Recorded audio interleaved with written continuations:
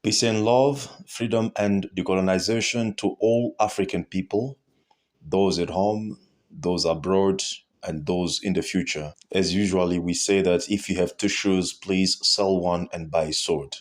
If you have two trousers, please sell one and buy a sword, because now it is time for revolution. And this revolution is no longer on streets. This revolution is not about burning cars, but this revolution is about building our own cars, selling them to make money. Essentially, this revolution is in the mind. And my name is King Kabbalah. I'm here again, happy to have a timely conversation with all Africans about Africa. Of course, talking about what is happening in the Middle East, precisely the war between Israel and Iran, to draw some lessons as African people towards our struggle in terms of what can we do, how can we position ourselves, what are the strategies we can learn from the ongoing war between Israel and Iran, because every event in the world of such magnitude should be a source of knowledge, inspiration, and learning for us so that we can properly structure and strategize our tools, our techniques, our struggle in order to achieve victory as African people. Now, why this is important? Why should we talk about the war between Israel and Iran? And why is this relevant to African people? And the answer is simple. Whatever that happens in Iran, in other countries such as North Korea, it's relevant to our case as African people, because there's no way in the current context of the world that we'll achieve our freedom without going through certain trajectories that will eventually give us the power that we'll be able to do for ourselves what other people have been pretending to do for us. Now, before I get into detail, let me explain a concept that I think is very important for us to understand what is happening in Iran. And when I'm talking about what is happening in Iran, I'm talking precisely about the aim of Iran to equip itself with the nuclear weapon. Why do we find that? Why is that important or relevant to us as African people? Simply because that will be a trajectory that we may find ourselves following in order to achieve a total liberation and emancipation of Africa. Now, as I was saying, I need to explain certain concepts so that we understand this.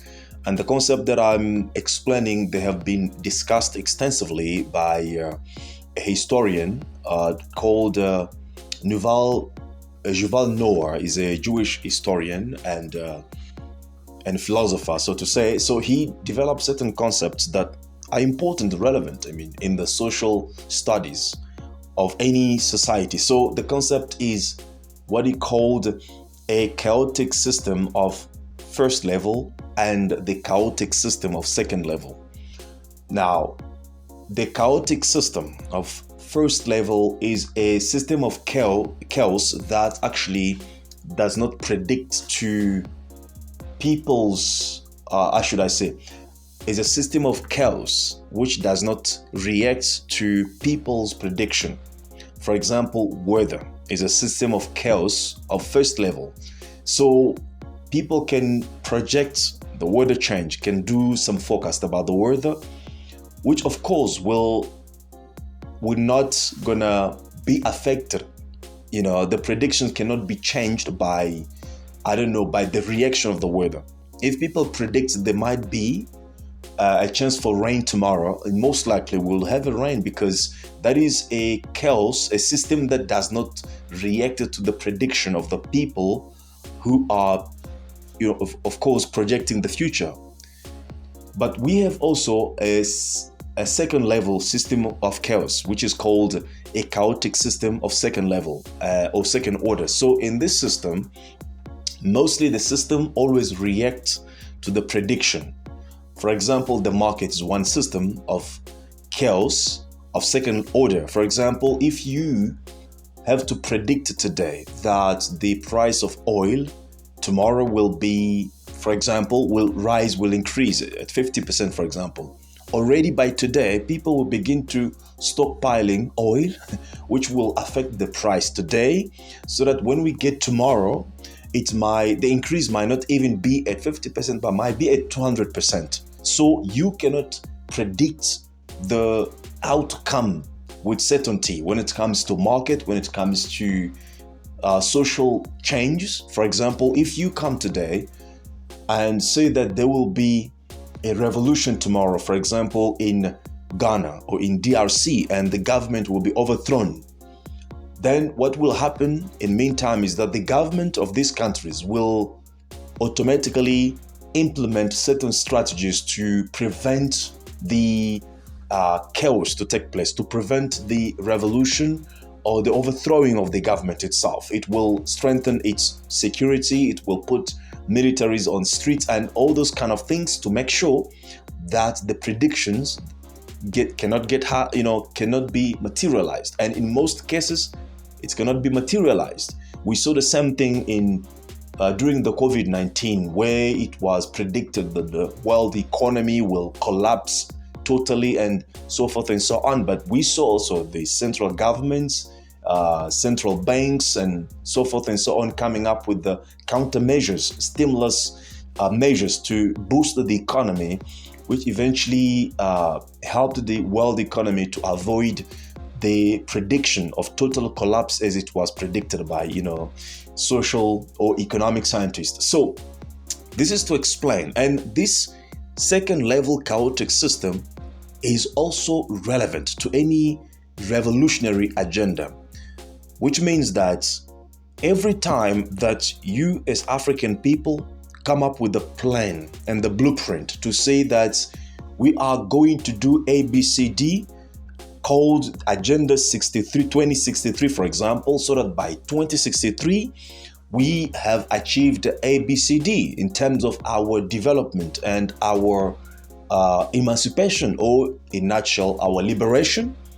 On the other side, the forces of imperialism that benefit from a declining state of affairs in Africa, that benefit from the current conditions of Africa today, they will also countermeasure. It's a system, right? Because we have to understand we are living within a neo-colonial system, which we want to destroy in order to build our own system as African people, a system that allows us to profit from the resources of our lands as African people and to be totally free and liberated from any kind of hegemonic power. But that system is a system that reacts to predictions. So, because if you say that in 2023, we want to achieve ABCD, it means we want to do ABCD to the system of neocolonialism, and it will react. So, in that reaction, it means it will come up with the countermeasures to defeat our plans, to defeat our projects. And the prediction that we might have for the 2063 might not really materialize because of the reaction from the system. The same thing happened in the history. When you study the history, you will see that most of times when Africans come up with a plan, there has always been a reaction on the system of neocolonialism to defeat the African plan. And that's the reason why we seem to be turning around the same point. We try to advance one step forward and find ourselves being returned 2 steps backward. And that has been the reality of Africa. And one particular example that I can give you is what is known today as the Lagos Plan for Development. And this is where African people in 1979, somewhere around there, gathered in Nigeria, in Lagos, to discuss about a common blueprint as African people. How can we consolidate our economies to invest collectively in agriculture so that we can gain, food independence in Africa, and so forth and so on. A very good blueprint. And soon after they finished at Lagos and they developed that that which was called the Lagos Plan for Development. Automatically, within a year, there was something else that happened in Washington, which is known today as Washington Consensus. And this is where World Bank, European powers, the United States gathered in Washington to draft their own agenda about Africa, their own policies, which were directly opposed to the blueprint of Lagos Plan for Development. And the Washington Consensus is actually the precursor of what we call today neoliberalism in Africa, and the structural adjustment programs that have undermined all efforts that Africans have made so far to free themselves. So what I'm trying to say is this: every time we come up with a plan, like for example, Muammar Gaddafi came up with a plan, right? There will be always a force on the side of imperialism that will come to disrupt that plan as part of the reaction of the system to the predictions that we have. And that's the reason why, you know what happened in 2011, Muammar Gaddafi was killed. His plan was kind of destroyed or killed together with him. Today, we don't talk anymore about that plan and all the vision that Muammar Gaddafi had. So this has to bring us to a certain understanding, a realization that the forces that we are fighting against are brutal forces that cannot concede without a certain level of force on our side as African people. Which means that if Africans today do not attempt to create a base of power through which they can then project their vision in the world, pursue it and fulfill it, we won't be able to free ourselves, right, in this century or even in the centuries to come. Because liberation that we are talking about, Africa, or freedom, means one thing: power to do for self what we depend on others to do for us. And that power, we have to understand it clearly in the world today. Of course, sometimes in the past, power could be a lot of things. Power could be scientific power. Power in the world could be economic power, could be spiritual power. So there were nations and empires in the past that were known as powerful nations because of their scientific power, their scientific capabilities, or their religious knowledge or capabilities, or their economic powers. But today, even though all of those things, dimensions, are still accurate, but the most relevant dimension of power in the world today is the military power, or precisely is the ability of destruction. That's the reason why we say that France is a powerful country in the world. America, England, China, Russia, they are powerful countries in the world, not because they are spiritually powerful than other nations or scientifically powerful than other nations. No, simply because they have mastered the arts of violence and destruction, and they can inflict violence on other countries and destroy them completely. And even Marcus Garvey, in the last century, recognized this. That's the reason why he said that, I think he said something like, a man is becoming so vile that we cannot correct him or convince him with moral or physical truths alone, but only with that which is powerful. In other words, the implement of destruction. That is the words from Marcus Garvey. By studying the condition or the psychology of the modern man, he understood that there's no morality that can convince the Western people to leave Africa, develop themselves. Africans develop themselves. There's no moral truth or physical truth that will be used by Africans to convince the corrupt leaders that we have in Africa that has been imposed or that have been imposed by the Western to keep on facilitating the exploitation of Africa. There's no moral truth that we can use to convince these people. The only thing that speaks to the current power in the world today is power of destruction. In other words, the only truth that we can use to convince the Westerners or the Western system and their agents, their stooge, right? Their stooges on the continent is the implement of destruction, the means of destruction, which is power, which is the definition of power today. So the reason why we call these countries, these nations, as powerful nations simply because they have something that we all know, nuclear power, which is a means of destruction, and at the same time a means of persuasion. And that's the reason why there cannot be war among themselves. So far there's never been war among themselves who possess this means of destruction, because they know that they can destroy themselves, they can destroy each other to the extent that the world has never witnessed. And the war in the world today only takes place between powerful and powerless.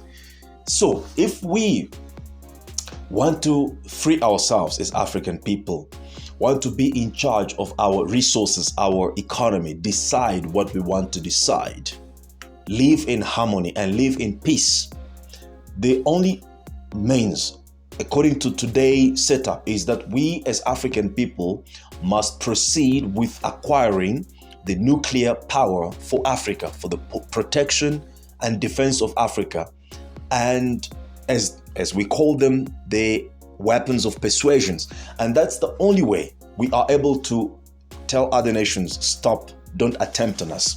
But as long as we don't have those weapons, we will going to be remaining prey of other nations who have the power to invade our nations, to come in our countries, destroy us and take our resources and leave us in hunger, poverty, and you know it. It has been happening in Africa for a long time. So this is the point. I think we should be looking at what is happening actually in Middle East as relevant to us as African people. Because when all these attempts of these rising countries fell, it means that it's going to be even difficult for us as African people to imagine that approach of proceeding towards building our nuclear capability that will help the continent to protect itself and to defend itself. And we are rightfully have to do that. We have the right to protect ourselves. We are over 1 billion of people in the world. We are a continent. We don't have representation within the Security Council, right, at the UN. So we are being undermined, and we have the right to equip ourselves with the means of protection. And in the current context, that should be a nuclear weapon. So if Iran is totally defeated from acquiring its nuclear capability, if North Korea is defeated in acquiring its its nuclear capability, if all these emerging countries that want to free themselves from neocolonialism, from imperialism to be more precise, are defeated, it means that even us, we may find ourselves prevented from actually thinking even about that, which, while that thought is actually a liberating thought, is what is needed for us today as African people to pursue in acquiring our liberation. Because as I said, liberation is power. You got to be powerful so that you can be free. If you don't have the power, you cannot do what free people do, because the meaning of freedom is actually doing what you want to do with your belongings as you want to do. And we are incapable of doing that today as African people, simply because we don't have the power. And we don't have the power because we don't have the military capability to defend ourselves first and foremost. So we must watch what is happening in the Middle East.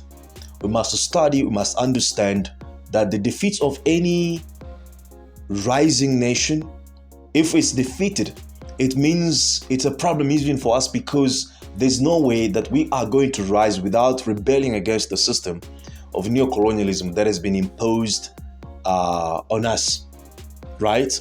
Every time the rise of dissident nations or dissident voice are crushed, it's a problem for us as African people, because we are supposed to go through that same channel of dissidence and rebellion in order to build our own system and destroy the neocolonial system in which we have been living for a long time.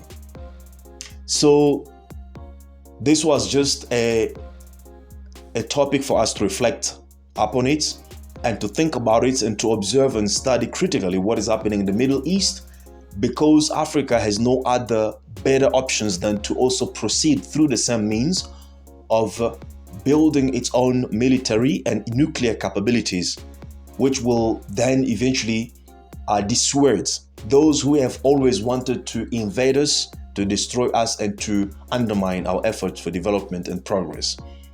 Peace and love, freedom and decolonization to all African people, those abroad and those at home, and those in the future.